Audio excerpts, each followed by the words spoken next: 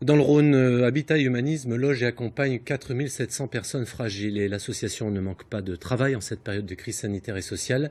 L'une de ses activités, c'est la livraison de repas pour des centaines de personnes presque chaque jour. L'opération a été baptisée les Escales solidaires hors les murs.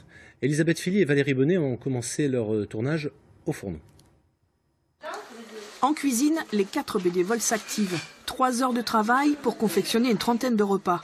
Le menu est réalisé à partir des dons et de ce que peut livrer la banque alimentaire.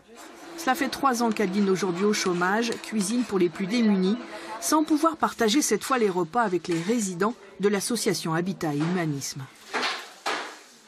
Il manque quand même cette ambiance de avant mars qui était quand même voilà, super sympa. Et du coup, même quand on est en cuisine, les cuisines sont ouvertes sur les salles, sur les pièces de vie. Donc c'est vraiment très sympa. Donc là, c'est pas pareil. On tourne beaucoup en tant que bénévole. Donc ça nous permet aussi de nous rencontrer les uns les autres. Ah bah ouais, c'est joli. Et même plus de crème même. Hein. Les escales solidaires se déroulent hors les murs. Les résidents les plus isolés sont contactés régulièrement par téléphone et incités à cuisiner eux-mêmes. Aux escales solidaires, l'idée c'est de faire ensemble.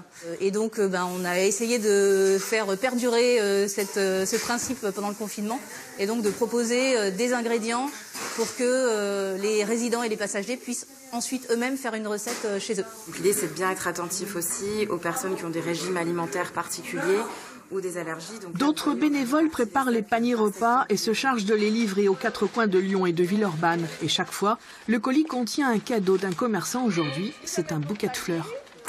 Comment ça se passe ce confinement? Ça va mieux que le premier. Ah.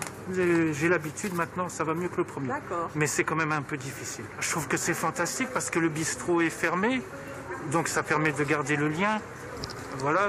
Ça permet de penser à eux et qu'ils pensent à nous. Se nourrir est un défi quotidien pour près de 400 personnes en grande précarité, suivies par l'association.